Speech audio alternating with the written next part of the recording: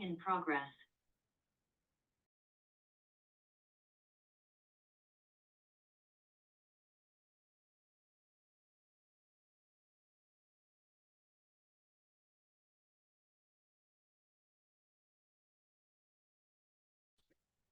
This is yours.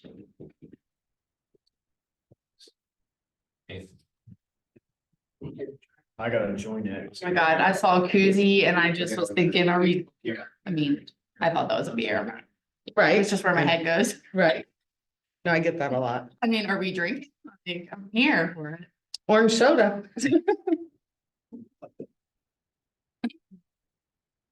See, I knew it was gonna be hot today, so. Yeah, Sure.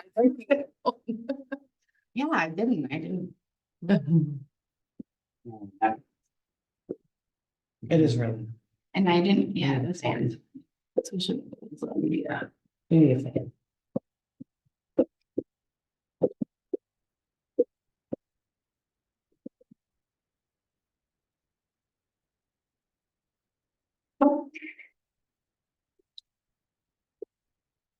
So I purposely brought an orange soda too, so that it's obvious. Well, if you ever see me with a koozie, just mind your own. Mhm. No question. Girl, I don't care what nobody else does. Recording in progress. Echo. I'm gonna, no way I can hear myself. I guess I could. Here, we'll get into, since nobody's here. Just spread out. Joe, did you bring this comment? You did, Thanks, man, I appreciate it. yeah. I My, already had my Dunkin', but you know what? is there such a thing as too much? Okay. What's up, dude? Yeah. Last time I did this, I like. Got a nice cold beer in there, Why does everybody think that's orange? huh? Brought orange on purpose. I was gonna bring ginger ale, and he's like, no.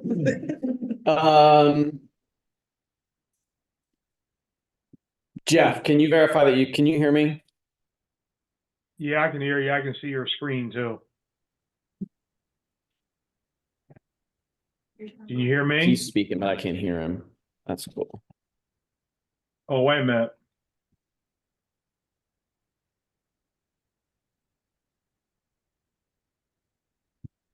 Mm-mm-mm. Can you guys hear me at all? Why is it doing that? Yeah, I can hear you.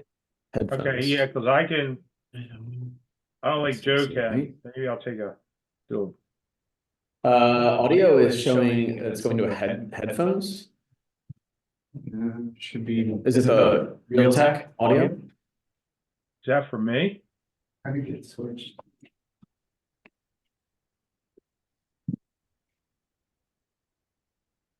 We don't have any audio, that's why I'm asking.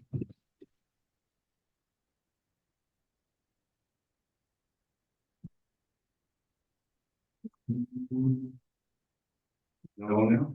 So I was you back. I saw you in Florida. Yeah. Pretty, it was fun.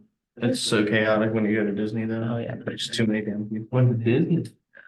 My husband has never been, so I told him I'll take him. I was just With you. sorry, yeah. Just him.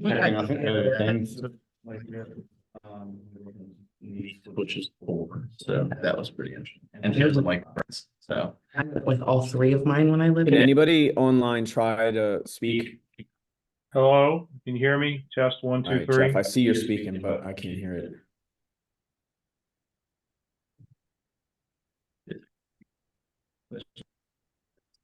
Are you using your computer? I'm using it for the For screen me. share, but not. Okay, not for the Zoom. No. Especially like, for me, I was They constantly. can hear us, but we can't hear them. And they were like 10 and under. I mean, as long as they can hear Just that us, long. if he's got a- All day long. they can So hear it's like, questions, I you have guess, to do it or over the- chat. Yeah. Brutal though. Cause this is your. This should be the volume. I forgot to give them their copy. I can go back like that. Columbia, it ain't too far from here. It's like everything's. There you go. Suck it, man. You don't get a pay for Like that. rounded there in the first Sure. round. No, go up. I tried to get favorite student. That's I the only- microphone. This is the speaker. It should be that. And what I always tell the kids, sitting in the front is better, because I'm not looking at you, I'm looking at back here. You're standing right there. So All right. not really. Yeah. We're gonna go to coffee, if anybody wants it, very casual.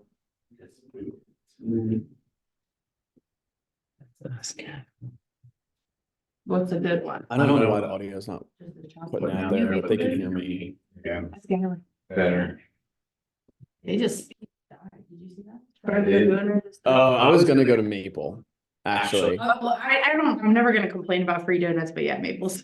All right, I'll do Maple next week. Committed.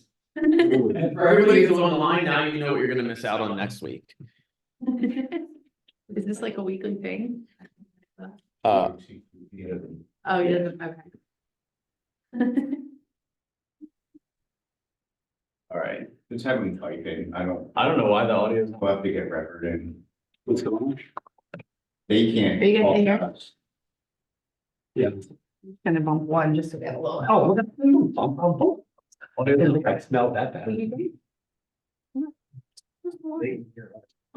can't. James, get it right. He goes right behind us. Well, they're all. No, but Jeff came off and was. Yeah, we're all out. But Aaron goes that way. Yeah. He goes that way.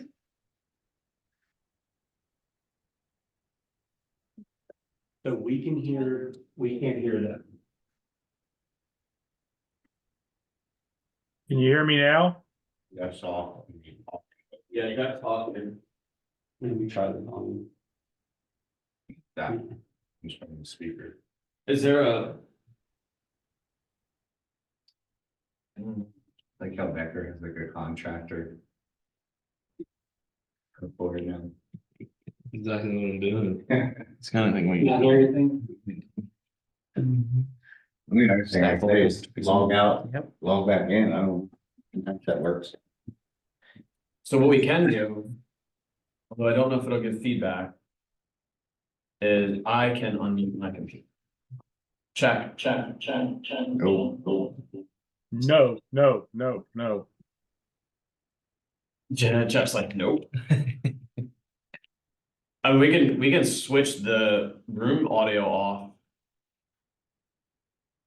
So what,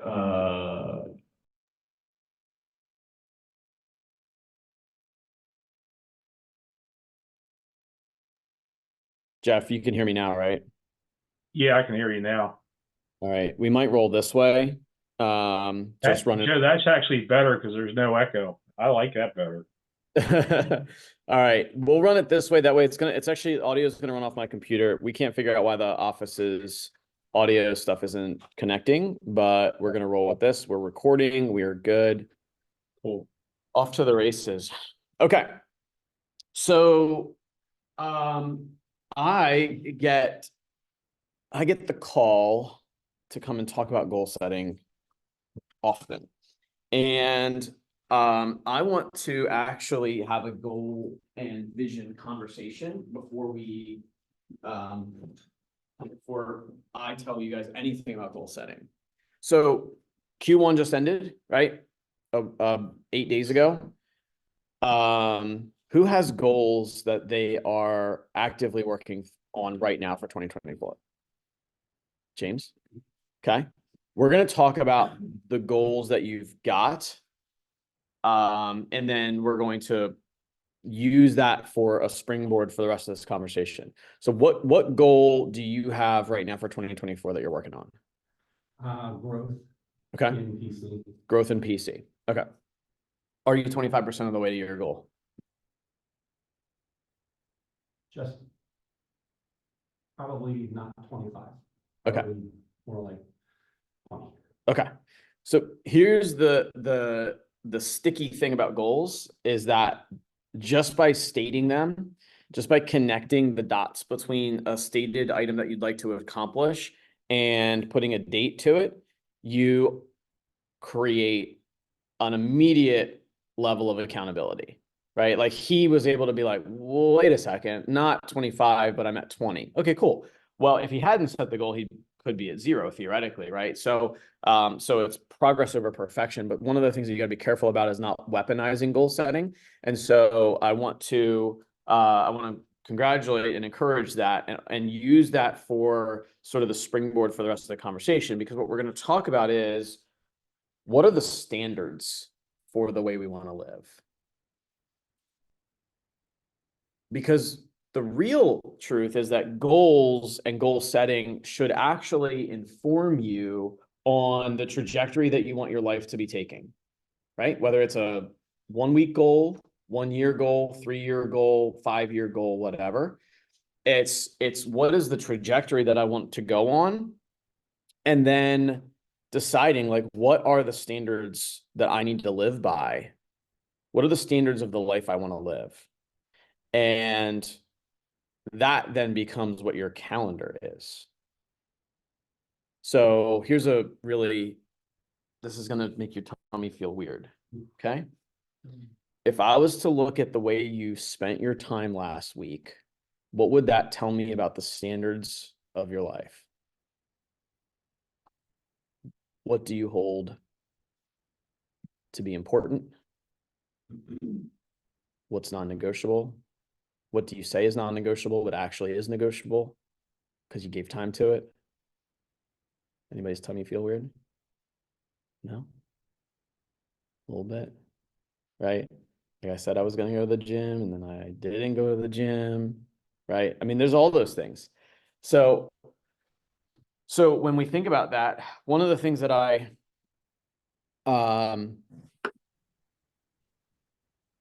know what I just did.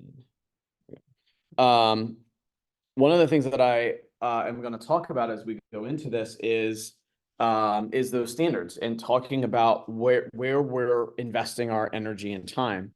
But again, I want to go back. James shared a goal for 2024. So let's talk more specifically about that goal. What will growth do for you? Sorry, I know, donuts. Guys, if you're online, you're missing out. There's a whole pile of donuts sitting over there. Repeat the question. What's significant about you achieving the goal of growth? What is growth? First of all, define growth.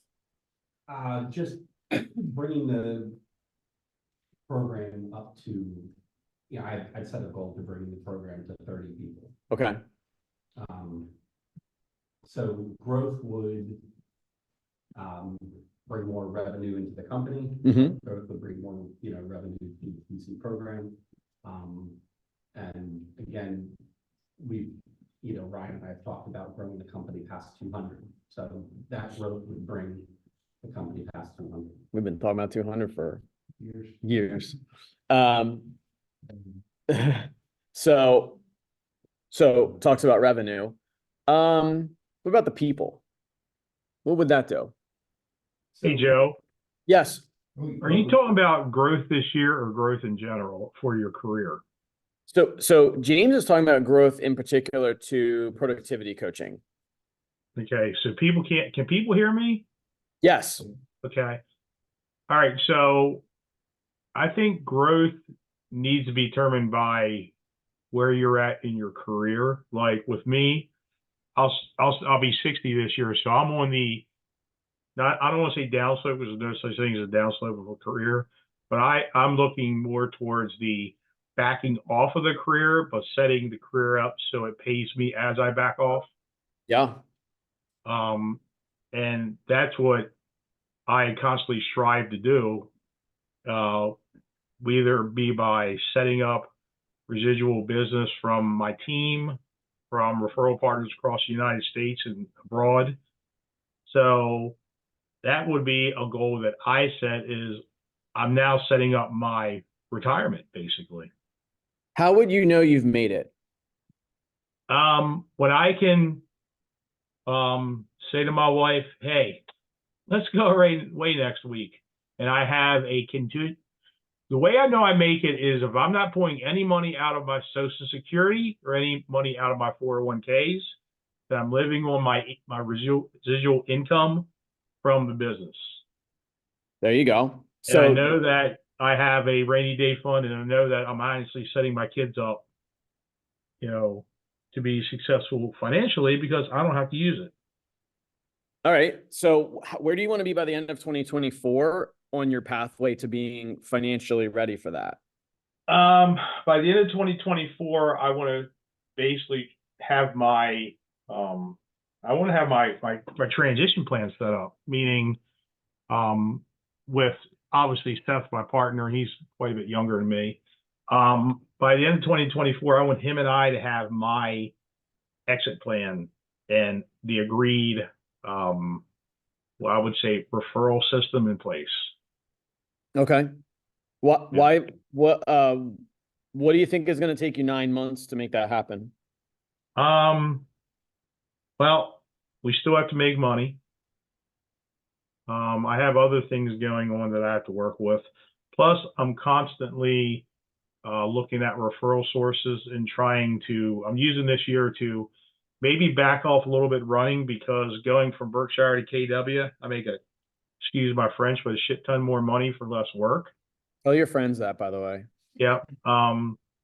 But I have the ability to really focus on living a good life earlier than my true quote unquote golden years. And it's going to take a while because I got other things going on. I'm not busting my butt as much. I'm spending more time to just do things. So yeah, it's not going to take me 9 months to come up with a plan. I know. It's just, I'm not one to wait around. 9 months is to me, 9 months is 4 years from now.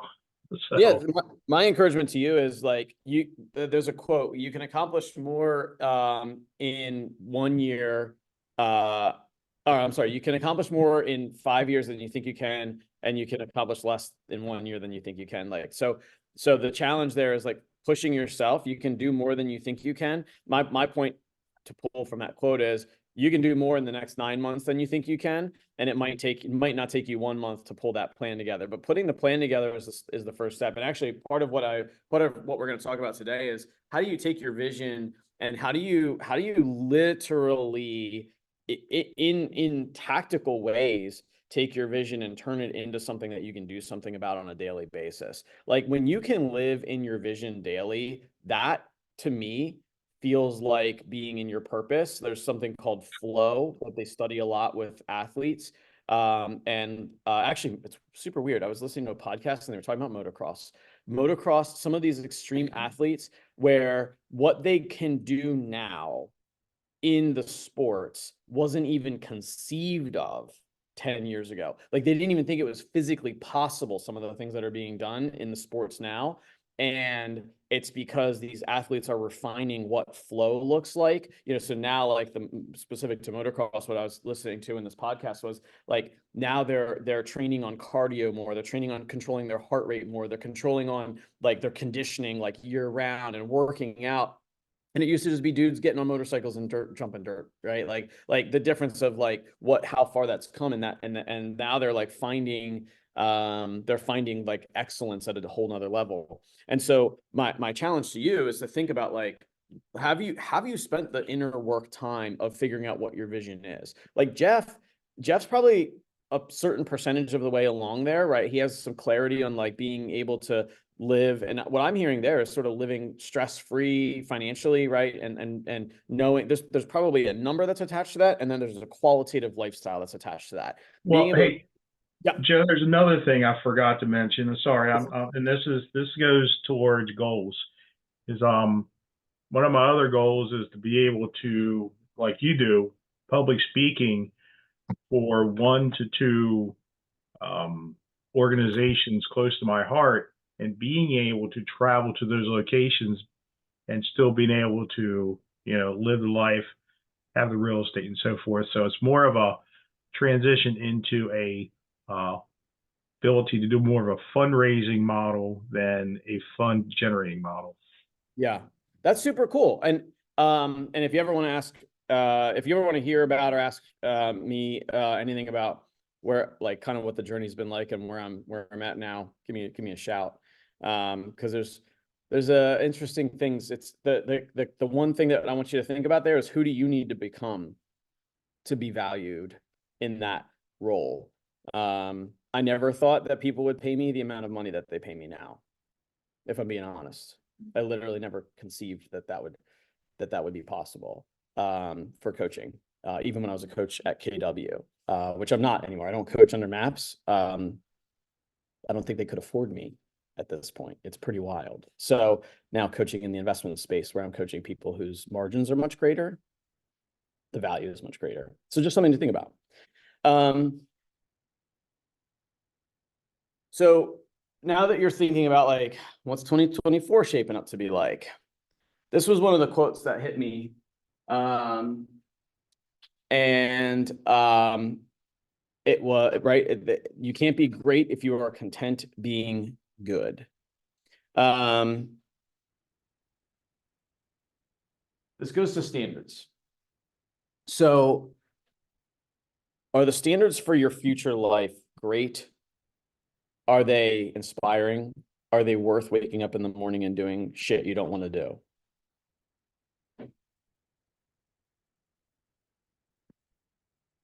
Check my Facebook story. I shared a quote this morning that I'm not using in this. It's actually shared by a coaching friend of mine, Kyle Harrison from Utah. And it's a quote from Usain Bolt. He said, "I trained for 4 years to do what I did in 9 seconds, and people quit after 2 months because they don't get the results they want." Some version of that, right? So like, we're going to talk about the valley of despair, which is part of attaching action to vision. But in those moments where it's the least inspiring, those moments where your body is sore and you don't want to go to the gym, those moments where you really don't want to pick the phone up and call somebody, what would the great version of you do? And making sure that you're attached to a great, strong, powerful vision is critical. And just being honest with yourself about, are you living in greatness on a daily basis? So these are 2 questions I want you to ask. You can write these questions down. Some of the work today is inner work. This is like things to do when it's quiet. So question number 1 is, what is worth my attention?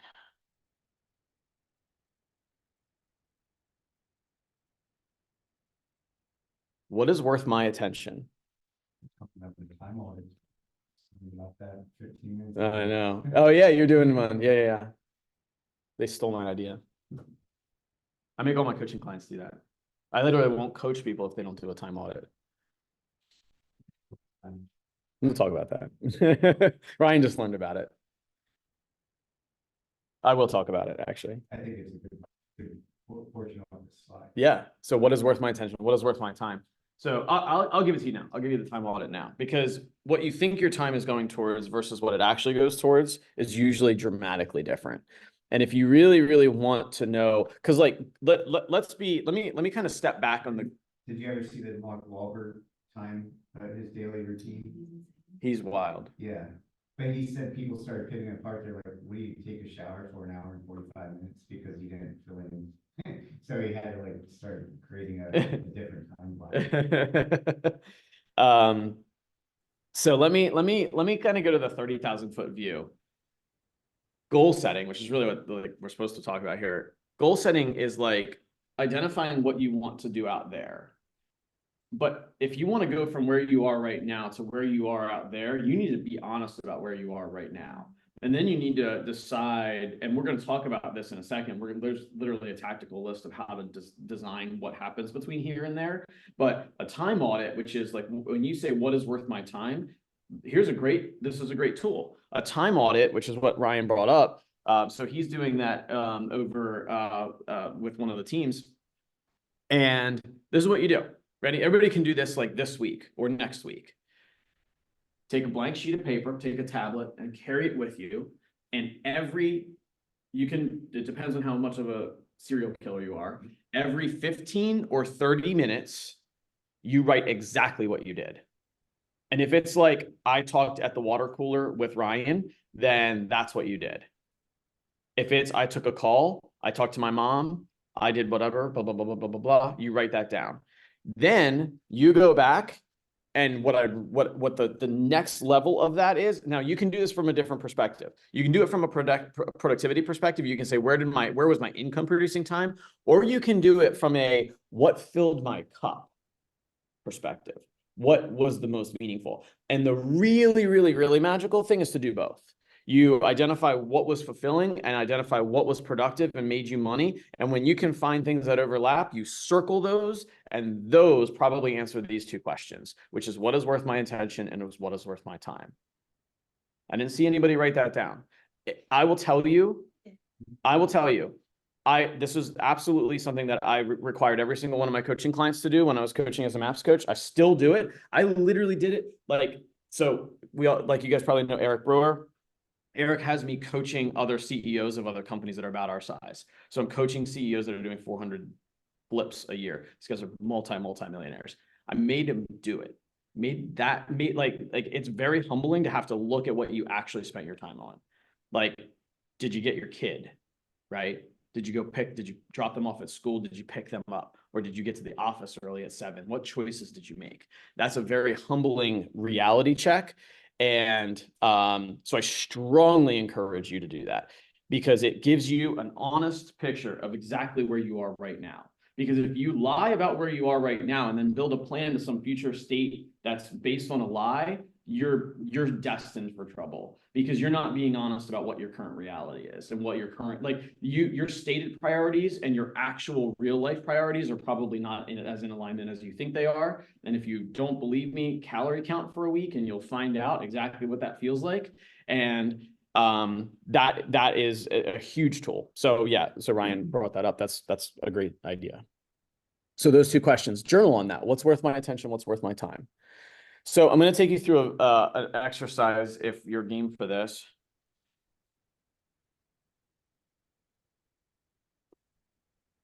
And I hope you are ready.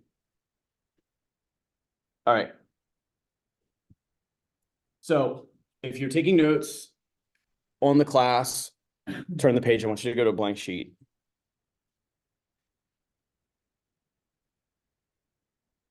So this is going to take a second, so bear with me. I didn't fill a whole bunch of slides. First of all, I don't think we're going to be here for an hour and a half or 2 hours. And second of all, we're going to do mindset work. It's going to get you much further in life.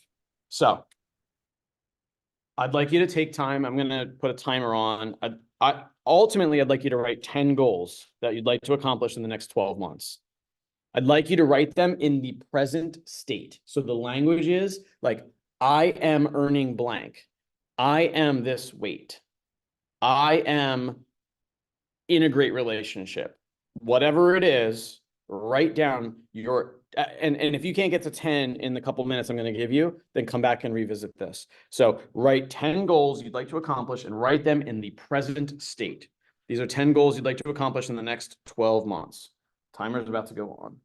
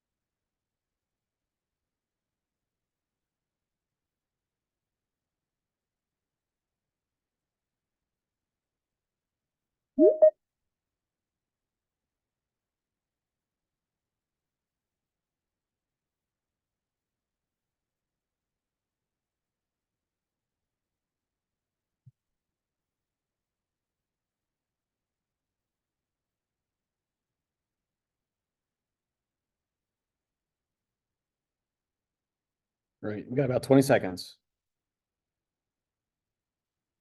Yeah. You said you got two? Yeah, it's like, listen, 10 is a lot. As hard as it is to go from 2 to 10, there's our time. As hard as it is to go from 2 to 10, that tells you how hard inner work is. It's just true. It sucks. Like, I wish it was easier. I wish it was, I wish it was as simple as make a checklist and go. It's just not. Can I just add something? Yeah. Because I have been doing a lot of inner work, so I have 7 and it wasn't that hard and none of them are about business. So I think it's like interesting because I am doing the inner work Mm-hmm. because I've been forced to, so just.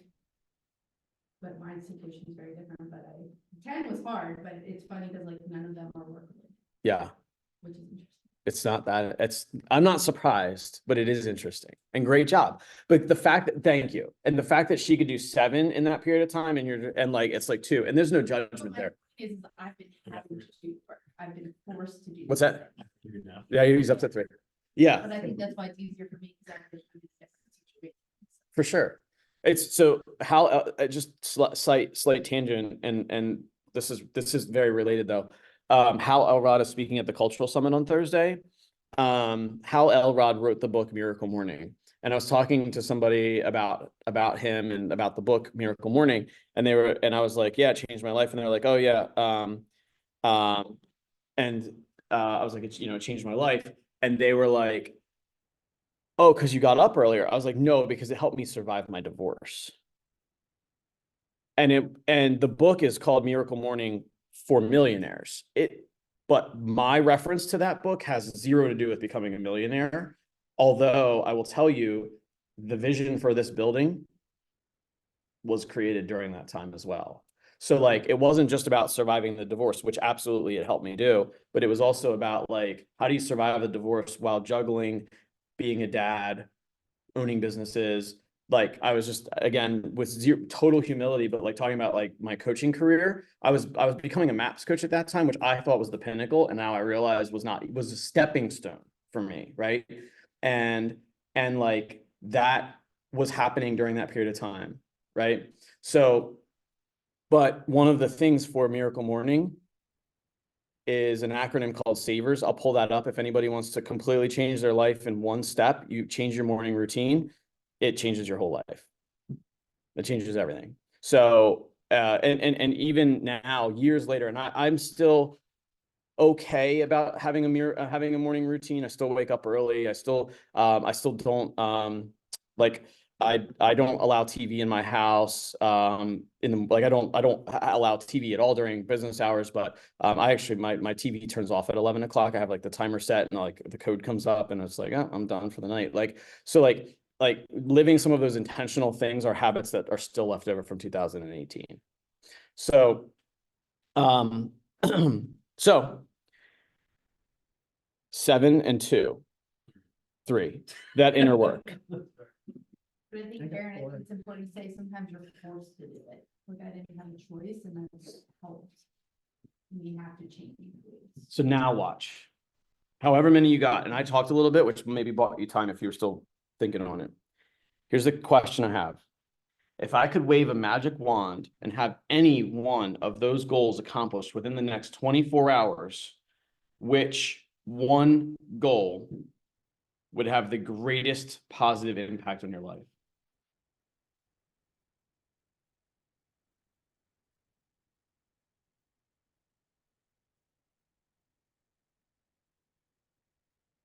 See, now the one who has 7 has it way harder. Shit. Aaron's like, 1 out of 3. Easy peasy. No. Done.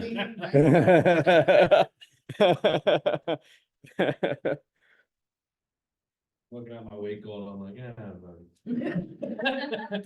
A magic wand. I don't even need you to eat crazy diet or, any of that stuff. 24 hours, magic wand, your goal is accomplished. Anybody online having any aha moments there in the solitude of your house, thinking about these things?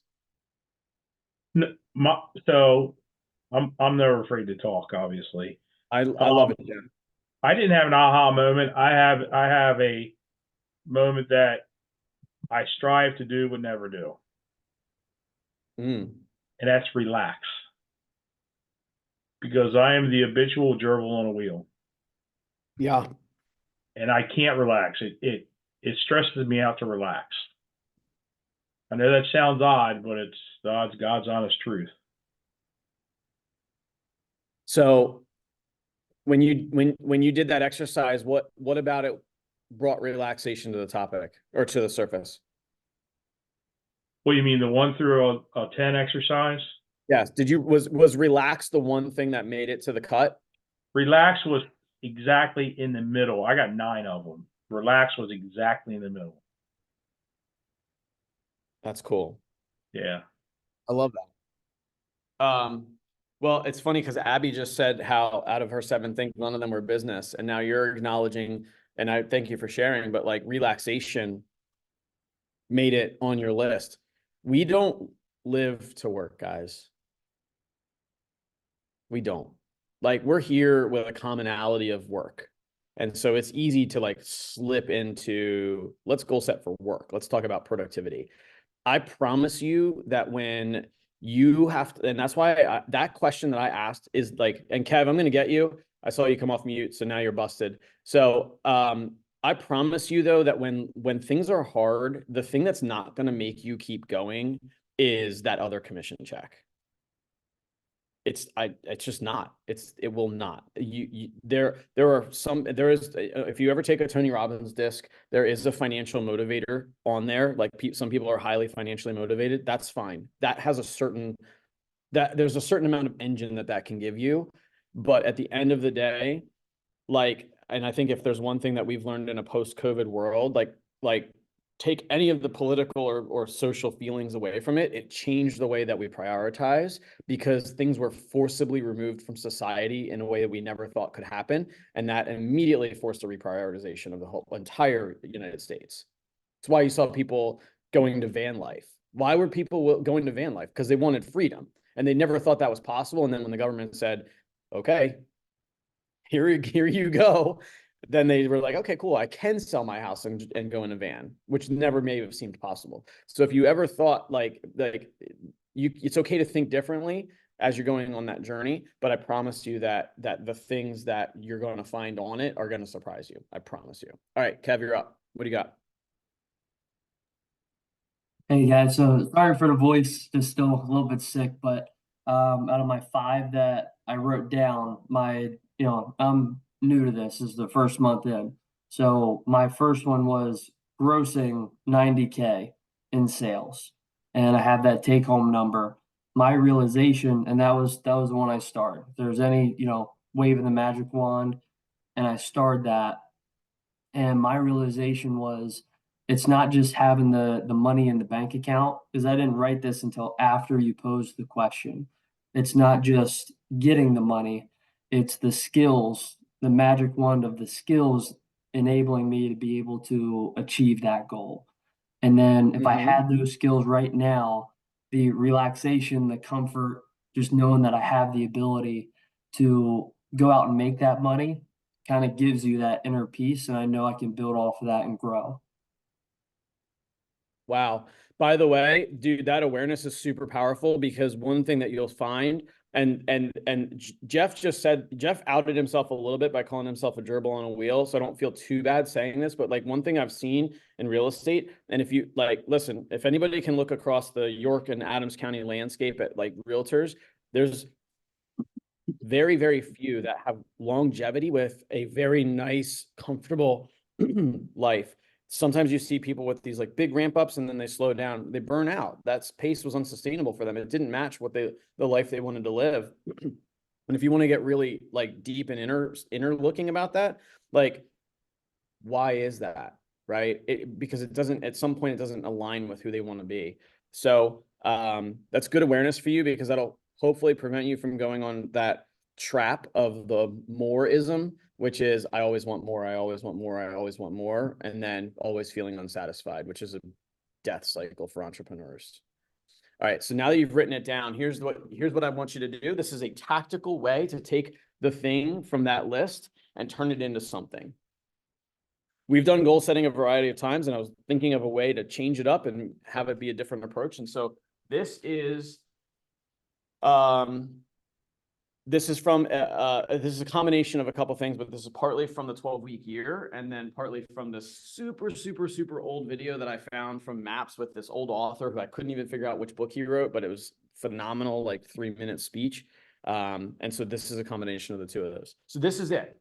6 steps to do something with your goal.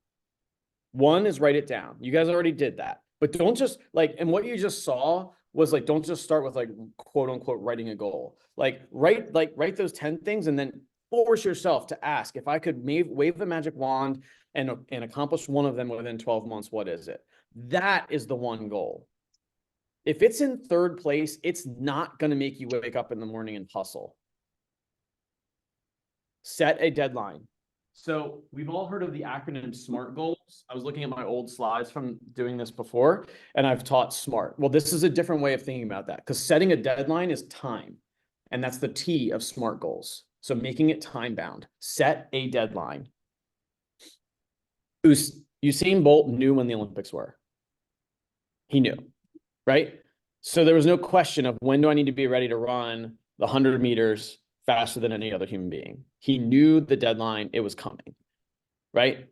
Make a list of everything you need to do to accomplish it. I capitalized every because we write down a fraction of what the reality is. Make a list of all of the things, even as granular as it is, because the more granular it is, 2 things. 1, you can make small wins. Because you'll find little things on that list that maybe didn't because the overall concept of your goal might be big. And then when you make it small by chunking down these tiny little things on that list, which is every single thing that you need to do, when you do that, you can find small pieces that you can win at, which gives you the momentum to keep going. Organize that list into a checklist. I hate checklists.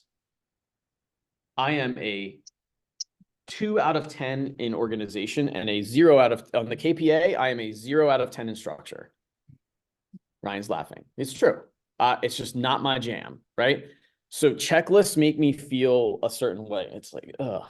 But if you take the time to write down, organize it, and turn it into a checklist, it gives you the ability, again, it gives you the ability to know what you need to attack and to create an order of winning. Plus, it prevents you from going in the wrong order. Take action. Sounds simple.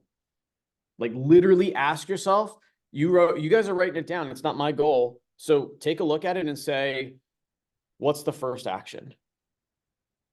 What's the first action? And this one is actually about, this is a, I'm not even gonna mess with the paper over there.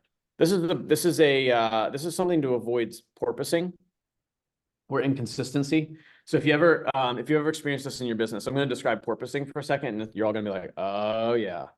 Okay, porpoising looks like this. You enter the year and you're like, I'm going to kill it. And you lead generate and you get some business. And then you actually have to serve that business. And you're like, now I'm too busy to lead generate. And then you come back down. And then you're like, oh my God, I don't have a pipeline anymore. And my bank account's yelling at me. And then you lead generate and you come back up. And then you serve that business. And then you come back down. Anybody ever, does that reckon? Okay. So you can do that in a lot of things. You can do that in working out. You can do that in dieting. You can do that in relationship where you're like great in a relationship for a little while and then you shit the bed for a little while. So doing something every single day towards achieving the thing, every day, some type of action prevents that from happening. Because even if it's a small thing every day, it's moving towards that accomplishment. All right, we're going to talk about the valley of despair. So this is also something I have not talked about. And I realized that this would be a really, really valuable thing for you to know. Because goal setting is, again, it can be done fairly like lamely, where it's like, we're going to get together, write down your goal, 1 goal, 3 priorities, 5 strategies, GPS, done, right? Not to say that I've done that in the past, but like goal setting I've seen it. I've just been in those conversations where I'm like, I'm not changing my life because of this. But to know what the emotional phases of the cycles of change are allows you to be way more informed as you go through it. So The first part of change is uninformed optimism. You are hyped. You see all the benefits, all the fun, and the problem is it's short term. Uninformed optimism has a short lifespan. Then you start to do the things, because I just told you on the last slide, right? Hold on, go back. Boop. Do something every day. Okay, cool. So if you do something every day, let's say you go to the gym, day one. Whoa, love it. New Year's resolution, January 1st. This is the best decision ever. This is the year I take back my life. I'm going to be in the best shape ever. January 2nd, you wake up. You're like, okay, still pretty good. We're feeling it. Let's go. January 4th, you wake up and your legs hurt like you've never felt before. You're like, I'm pretty sure I need amputations, right? You have started to become an informed pessimist, because you now realize that as change is going on, it's hard. And this is the negative emotional state. Now, the timeline that it can take to reach these depends on, actually, this goes to a great quote that Gary Keller shared yesterday, which is, if change has something to the effect of, if change has never been, if you think that change is comfortable, you've never been challenged enough. And if it feels fairly comfortable, that's our counter offer, Ryan. If it feels comfortable, you'll go longer till you feel informed pessimism. Informed pessimism means now you know what you know. You know how much it sucks. You know how hard the work is going to be. The valley of despair is where the pain is. All of the pain of change, right? So think about that, right? It's like the stages of grief, the stages of change, like they're not unrelated, right? In fact, a really interesting thing to think about, and you might want to, you might feel this in your tummy as well, is that when you set a goal that's a challenge for you, you're going to have to grieve the loss of the identity of the person who used to live the other way. Like a highly accountable person might resent the unaccountable person you were a year ago. The healthy eating person might actually have to grieve the loss of the things that you like, those dopamine rushes of donut holes or whatever. I'm not judging. I want one really bad, but right, like that's all part of that. But the valley of despair is where all the pain sets in. This is where the pain of change, the benefits seem far away, and this is where it's the most common place to quit. The valley of despair, there's one other thing that happens in the valley of despair. This is where the voices of those around you are the loudest. Those people start to talk at uninformed optimism. And here's how it sounds. Hopeful. You can do it. Informed pessimism. Are you sure you want to keep doing that? Don't you want to go out for a drink? Why aren't you any fun anymore? The valley of despair, that amplifies. That outside voice, the inside voice, they're all telling you this is the worst idea in the world. Isn't this dark? Goal setting sucks. It doesn't. But it's that you have to acknowledge the fact that any change, literally any change. This is scientific. This actually comes from the 12-week year. We'll go through these. Valley of despair for something that's an easy change might not actually be that despairing. It might be fairly simple. But for something that's going to really have a tremendous impact on your life, this is real. Informed optimism is when the likelihood of success starts to go up and you become optimistic because you start to see that the goal can be achieved. And then success and fulfillment, right? You made it, benefits are experienced, you've changed. Any ahas from this?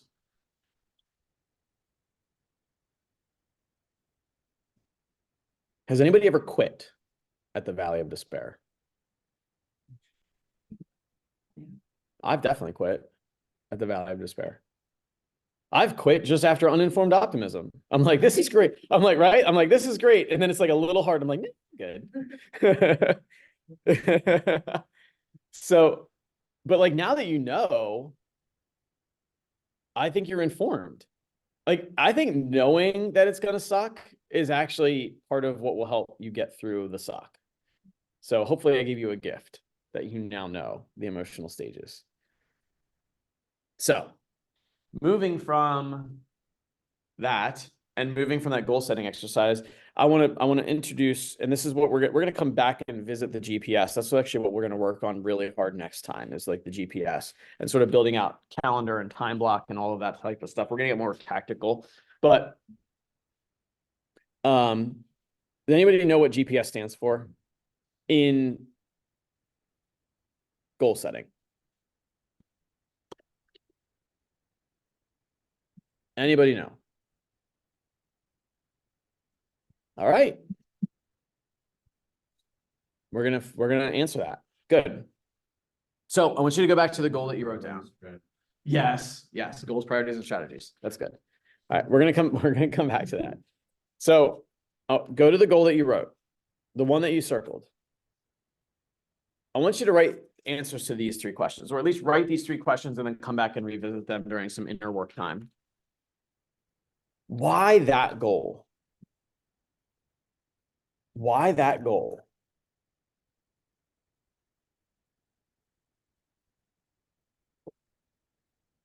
Who will be impacted?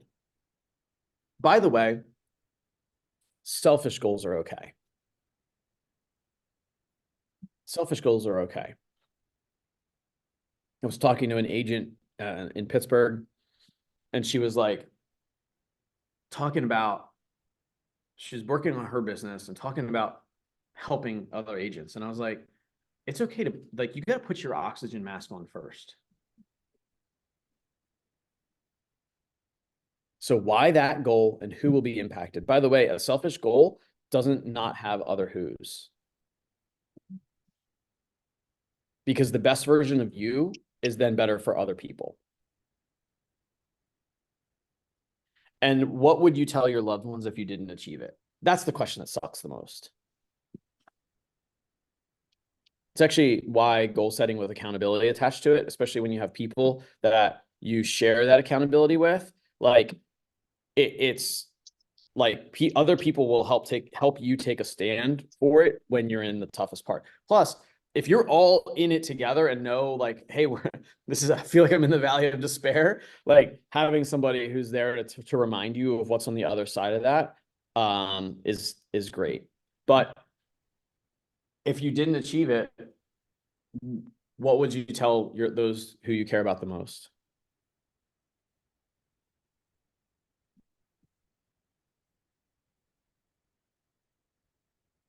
Suggestion with an accountability partner. I love it. I mean, like, I look at it from both I think in a professional setting, you like, this can be a lonely world. I think actually probably honestly one of the reasons why we work together for so long is because like having somebody around who like it helps you keep going. So I think that from a professional standpoint, it's very, very good to do that. And you like the work of real estate when done in a community setting feels more energizing.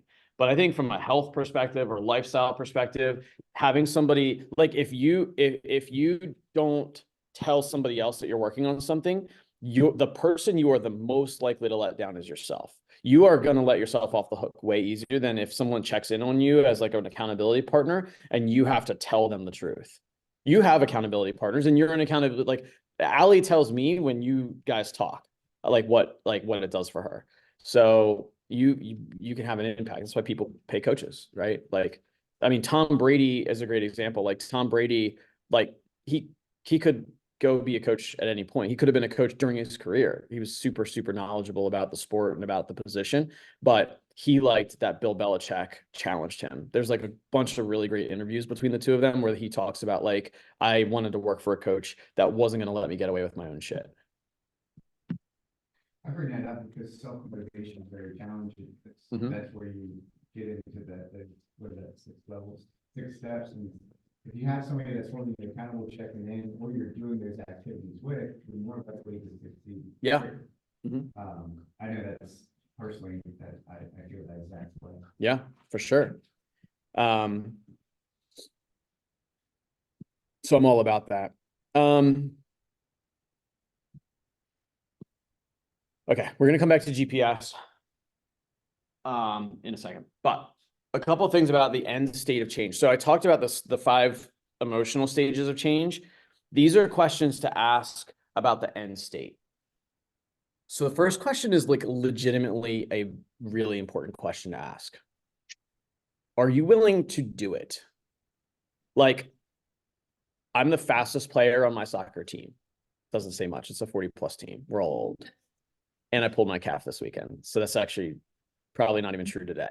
But I don't think, let me rephrase that. I am absolutely not willing to do the training to be in the Olympics. Right?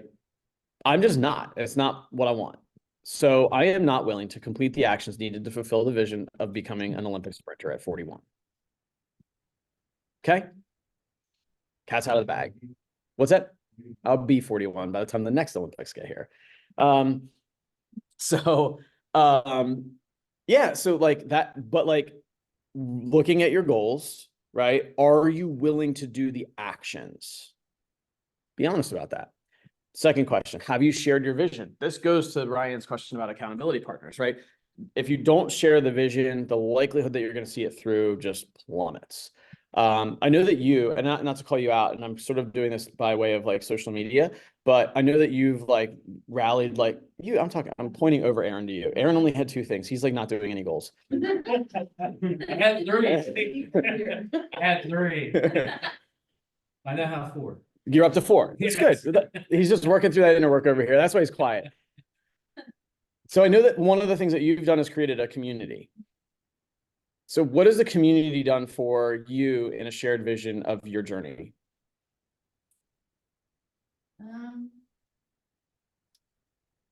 I think for me, like this, I need the support to move forward, to know you're not alone, like that feeling of filling your cup of that. But the accountability of, for me, it's accountability that I know people are watching. And as weird as that may sound, but like I feel like I have to show up. Yeah. One thing I addressed really early though is I didn't want to make this journey public, but it was made public. So I accepted very early that I'm going to process it this way. And I know that I'm doing it the right way because there's people that share their journeys that are 100% private. And to me, I know that the accountability is what I need because whether we want to or not, it's 2024 and people are watching. Yeah. So yep. I've been very realistic with that for sure. That's totally fair. But my community helps me not being alone, the accountability. I know I can reach out to someone and say, they already know what I'm going through. So I say, I need help. I need this. Like that accountability community has very much helped me keep going and accomplish those goals in baby steps. That's awesome. Yeah, absolutely. By the way, James runs an entire community related to productivity behaviors, right? So like share, like having that entire team talk about their goals in this way, like having them work through them, having them be accountable, not just to you as the coach, but also to each other. A community of accountability is way more powerful than accountability to oneself. Again, I'm telling you this, whether you believe me or not, the first person you're willing to let off the hook is you. Absolutely. And having a shared vision, having shared your vision, automatically as soon as it comes out of your mouth, it creates just it's like someone's watching now. And they know if I don't do what I just came out of my mouth, they'll know. If you really want to feel squeamish, share it with your kids or your loved ones is like depends, because it depends on how the relationship is. Do you have a partner that like pushes you, or do you have a partner that lets you off because they don't want you to be in pain? Oh, right. Because they're like, well, it's been rough, or like if they go to softness, don't let them be that other voice. It's true, right? Everyone knows him, I should know better, but he said one of his biggest accountability things is like his diet and stuff, and he says him and his wife have a nice way of her telling him when he needs to stop eating too much pizza. Well, like the idea is that it's so easy to just he's like, but this is important to me, so we've come up with a way where she can kindly tell me, hey, you're off track.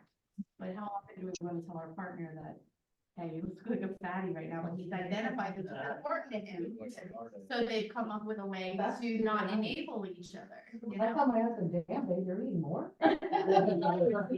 Yeah, but we have progressive signs, but he identified the problem. It's boiling it down, right? He identified what's important to him, how that his spouse, it's easy to enable each other because you don't want to hurt each other's feelings, so they came up with a system that keeps them from enabling each other. My you know? number one health enabler is my mom. Yes. And here, this is how it's actually dangerous. Moms will just tell you. No, I mean, It depends, my mom would, but yeah. so my mom, this is very much in my life. My mom watches Lydia. So Lydia gets whatever she wants, candy, cakes, whatever food, which then my mom is like, well, I mean, Lydia wants a chocolate cake with white icing on it for a random Saturday. And I'm like, well, but then it's in the house and I don't want it in the house. And she's like, well, it's here. Like, so my mom is works against me all the time. She works against me all the time. So, because I'm very much, I have learned about myself. This is actually a really interesting, like, this is like doing the inner work and sort of being aware about where I fall short on goals, is that I have to be very careful about my environment. If I can set my environment up and like tip the scale in favor of success, that's way more likely. So if it goes, like I shared, I don't let the TV on after 11 o'clock. I mean, I could like put the code in, right? I could do that. And sometimes I do if I'm like in the middle of something, but for me, that's just enough of an environmental tripwire where it's like, I want to go to bed at a reasonable time. So if I make that code come on at 11, it's like a reminder to me that it's like I'm sitting there watching Rick and Morty and it's like, oh, 11 o'clock came, there's the code. All right, I guess it's time, right? So environmentally, I've just stacked the deck just enough in favor of me going to bed on time that I do it more often than not. What's the basic principle that disciplined people are intentional? You don't just wake up that way. You are intentional and you make intentional decisions. Yes. To do this. Right. Meal prepping. It's not just easier for you, it's you choose to do it. Right. Personally. But for me, I know that I have to make my environment easier for me to make those choices. I think some people feel like they're weaker because they all succumb to those things. It's like, no, we all do. We Yeah. just choose to identify as a problem. And once you can take that step. That's correct. Yeah, I share this. Actually, I'm out of vitamins, so I can't share this like for today, but when Amazon arrives, I can share it again. But like one of the things for me is like I don't, and I am a child, so I eat like gummy vitamins, but I wasn't taking my vitamins very regularly. There was one thing that I did every day that wasn't gummy bear vitamins. I drink coffee every day. So I put my vitamins next to the coffee maker, and now my vitamins get taken every day. Stacking the deck environmentally in favor of doing the things I should do. How often do you look at your vision? So we talked about inner work. Abby was able to knock out 7, not to brag, but like how often you look at it, how often you're clear about where you're headed, that allows you to have a relationship with your goal. It is like anything else. Like people have a relationship with food, people have a relationship with body image, people have a relationship with work-life balance. People have a relationship with productivity. What's your relationship with your goals? And then constantly auditing the actions. What actions do you need to do for progress? Actually, I didn't call Jeff out on this before, but I'm going to call him out now. I do not allow the word plan to be an action. Because you can plan. Doesn't mean that planning doesn't happen. And actually, you should time block planning time. But planning can't be the action that you're going to take to achieve progress. Sometimes planning is the progress, but as soon as the plan is done, action for progress needs to happen. So my challenge to you is to be thinking, what execution level activities can you get to work on? And then the other thing is, the last one is what barriers, risks, and roadblocks, because oftentimes, if we just sort of ignore those or push those to the side, we're not honest about the barriers, risks, and roadblocks. And then when they arrive, we let them win. we shut down. Those are the derailers, especially when we're in that middle section of change of like heading into pessimism and the valley of despair. It's like then that roadblock arrives on a day that's a little harder than it was before, and you're like, no, I'm good. Because like soreness, right? Let's say you're gonna go work out. Like soreness happens when you're in a good mood, and it's not as big a deal. But soreness is a roadblock. So soreness happens when you're in a bad mood and you're like, no, I'm not going today. And then it's 2 days and then you're off your routine. And next thing you know, you have a whole lot of catching up to do, right? So that is how that sneaks up. This goes kind of back to what I was sharing before. I just wanted to share this again. This is actually from a different perspective, just that your plan, so your goal versus your plan. Your goal is your desired destination or your desired end state. Your plan is literally the actions that are on there. So if you go back to those 6 steps where you start to do where you start to make a checklist of the things, that's where your plan starts to come together. Does that make sense? So your goal, like I said, put a deadline on your goal. Okay, cool. That's that. But your plan also needs to be specific and measurable and time bound, meaning the things that you're going to do, the activities and actions also need to each individually as a plan be specific. And so they must be clear. They must be specific and measurable. This is actually a really good one, a positive focus. And we can talk about how LROD, is anybody going to Cultural Summit? Are you going? So do you know what the acronym is from Miracle Morning? No. I'll give it to you guys at the end. It's super good. Or we can do it next week. We'll do it next week. We're gonna be good on time.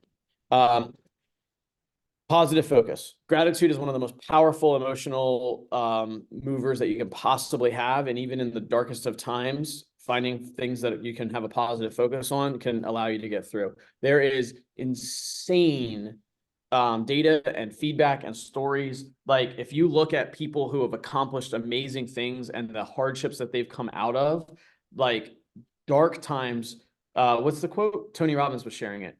Hard times make strong men create weak times create weak men create bad times. It's like that cycle. I butchered it a little bit, but it was something to that effect. Yeah, that's it. No. That was it. Ended on bad times and then bad people. Weak people create bad times. Bad times create strong people. Strong people create great times. There you go. And then it goes back because then it's back to great times, and then weak people come out of great times. So yeah, I mean, there's tons and tons of that, and there's studies, data that are taken from POWs. David Goggins is like, he was like, had a horrible upbringing and then was like the only person to ever go through SEAL and Ranger training. There's like a ton of examples of that. Realistic. I said that goal setting can be weaponized. This is one of the places where it happens. Setting unrealistic plans, right? And this also comes from the lack of honesty of what you're willing to do and not do. Make sense? If you're honest about what you're actually willing to do, I am not willing to run an Olympic training schedule. But if I was to say, lie to myself and say I was going to do it, and then be unrealistic about what my body was going to do and what my mind was willing to put myself through, then I would fail. And when I fail, this is the dangerous part about goal setting, is that when you fail, you circle back around to a negative feedback loop on goal setting. So you basically just devalued the process that you went through. And now when you come back around and say, I'm going to make a new goal, you are actually more likely to fail. And so when I say that goal setting can be weaponized, it's that you create these unrealistic expectations, or accountability turns into a weapon and you end up resenting goal setting or the activities that come from your goal setting. Time bound is part of specific and measurable. So we talked about GPS. This is what that GPS looks like. If you've ever heard of it called a 1-3-5, it's because there's one goal, 3 priorities, and 5 strategies. This will be what we dive into next week. I'm going to make sure 2 weeks. I'm lying. 2 weeks. 2 weeks. They're training every second and fourth Tuesday. We have office meeting in the third one. Oh yeah. So what I'm going to do between now and then is I'm going to have Dave send out the Kick-Ass Guide to Goal Setting. We've had it before. I'm going to have him share it again. And we're going to get tactical with that. We're going to do GPS and calendar and time blocking. What I really would love is that sometime between now and 2 weeks from now, if anybody would be willing to do a time audit and share what you learned. Because that is actually super valuable for when we go to do the GPS and the time blocking, because you will be able to share the lessons that you took out of auditing the way that you actually spent your time. So I mean, if anybody wants to be accountable and just say it, because then once you say it, then you can be accountable. But I would love that. So if anybody would do that. So the GPS is a tool that we're going to use, but as you're doing this, so go back on this. Like, I'm not expecting that you're finished the inner work because we got together for an hour and 20 minutes today. But I hope that it's triggered some inner dialogue. I hope that it triggers some thinking that may have been dormant. And at the end of the day, like, we are a quarter of the way into the year. And I was like, well, how are we going to goal set? It's like, well, we're going to do 75% of the year. But the fact of the matter is, like, you can quickly ask yourself, am I 25% of the way this year to where I want to be at the end of the year? Nope. And then you can start to ask yourself questions like, did my calendar represent the year that I want to have? Every week is 2% of the year. So did you spend it doing what you needed to do? And so there's no bad time to goal set. But this is a great time to do it because it's like, oh, April, easy. End of Q1. Let's make sure that we're on the right trajectory for the entire year. Hey, Mindy, were you popping off mute to chime in? No, sorry, I'm driving home from Gettysburg. Did not mean to interrupt. All good. I just saw your box go green for a second, and I was like, maybe I hopped on top of her. So okay, all good. That's it. Any thoughts, questions, or concerns from today? It's probably not the goal writing out that you thought it would be, but it's what you needed. Just a question about time audit. How long would you ask somebody to time audit? Is it a day, is it a week? 2 days is ideal. 2 days a day? 2 days is ideal. If you have like a really wonky schedule and want to do it for more than that, for sure.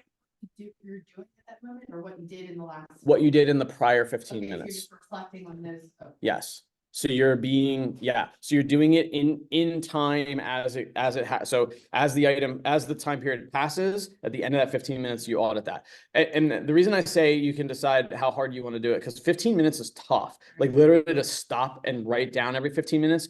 But 30 minutes is a better increment, but probably less accurate because you're not going to be able to go back on all of the 30 minutes necessarily. But if you can do it, like either one of those is good.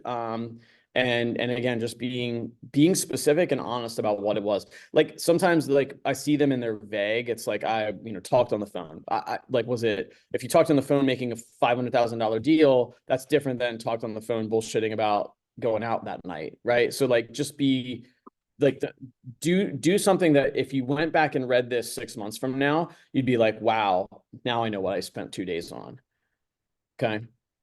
Is that from when you wake up? Mhm. Or is that just a business? From when you wake up. Yep.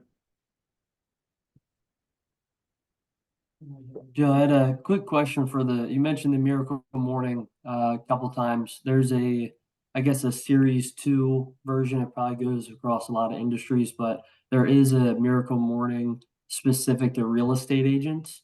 Do you recommend that one or the original for us specifically? I'd rather be a millionaire than a realtor. Copy that.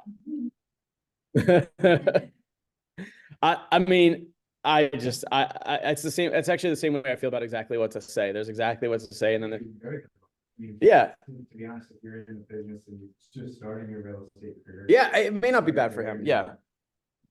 Maybe broaden your vision. Yeah. It's actually has a different co-author too. But exactly what to say, I feel the same way. I feel like exactly what to say, the generic one versus exactly what to say for real estate agents. I feel like the generic one is a much better skill set builder, and the one for real estate, just because it talks about real estate, doesn't make it actually a better book. So just me, but I'm a book nerd like that. Any other thoughts, questions? What's that? I said I'll give both. Oh, there you go. There you go. Any other questions, ahas, takeaways? Share one thing. Share one thing. I feel like I really need to hear some of those things because I've been in it since October and nothing's really gone my way. So I feel like some of the things that we covered today are really giving me something to think about and reflect on going forward from here. There you go. I was really happy to hear some of those things. Cool. Good. I'm auditing, I don't even need to do it, I can do it in my head and know that it's a mess, so. More reason to do it. More reason to do it. Yeah. Focus on my goals. Yeah. All three. He's up to 4. That's good. Anything from, I took a couple of one-liners that you had. If you think change is comfortable, you haven't been challenged enough. And then the first person you're willing to let off the hook is you. Yeah. that's actually me. That's my quote. The other one was Gary Keller, but I said that second one. Just All right, I'm for it. You write make sure that you give proper attribution to that. Anything for you? Mine's a little different, but I think for me, it's, I'm on the right track. We didn't really even talk about real estate today, and I think that's really important about when you're doing the work. But I will say, when we said this a year ago, before my life judge, I was not doing the things. I was forced to do the things. And I think everyone needs to kind of give themselves a little grace in that way too. So I'll sit here and say I'm on the right track, but I was forced to be put that way. And I was that person sitting there in October, kind of falling into those habits too. So I think self-awareness is super important. Yeah. One of my favorite Tim Ferriss quotes, you have to do the inner work before you can do the outer work. And real estate is an outer work game, right? It's like lead generation. Like we'll talk about all that next week or 2 weeks. Sorry, Ryan. We'll talk about that then, right? Lead gen, lead follow-up, going on appointments, like the 5 behaviors of a mega agent, making sure that your productivity calendar is in alignment with the goals you have from a productivity standpoint, making sure that your GPS has a financial aspect to that. That's all fine and good. We need to do those things to pay the bills, but we will be willing to do those things because of the inner work. I heard a good quote, I don't know the exact quote, but it was about, it's all hard, right? It can be hard to be overweight and depressed, or it can be hard to go to the gym every day. It can be hard to sit here and say, well, I wish I had more business, or it could be hard to be disciplined and do those things every day for the business. But the point is it can be hard to be a millionaire too. Resorting back to, if you don't do the inner work, you can be rich and it can still be hard. Yeah. So in our job, I think you definitely need to be able to. Yeah. One of the questions that was asked of me a long time ago that actually it's Gary Keller asks this question of his top 100 every year. That's where this question comes from. The question is, when is enough enough? And it was like, that question like rocked my world, because definitely like in the period of time where we were hustling a lot more, work-life balance was not nearly as good. And like, when enough, and I was like, with what? Like, is enough money enough? When is enough family time enough? Like, and then like when you really go into that question, you can spend a whole day journaling on that stuff. But yeah. All right. Appreciate it, y'all. Thank you, online visitors. And I'm going to close that room out and appreciate it.